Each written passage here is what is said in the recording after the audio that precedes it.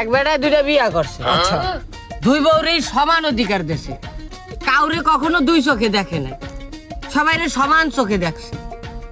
মানে প্রকৃতির কি কুদরত, হঠাৎ করে দুইটা বউ একই দিনে মরে গেছে। তো বেটাই চিন্তা করছে আমি যেহেতু দুই বউর সাথে সমান ইনসাফ করছি, এদের মৃত্যুর পরে আমি তাদের সাথে সমান ইনসাফ করব।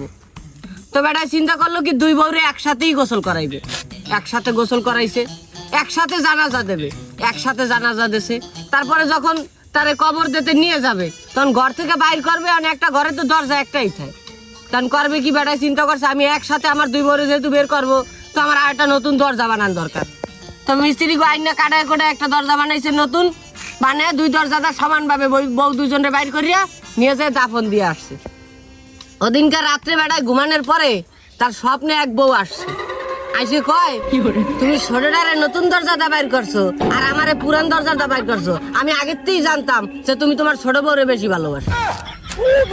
মাতারি গলায় গিয়া কয় না কলজা কাটতে দিলেও কয় লবণ কম হয়েছে।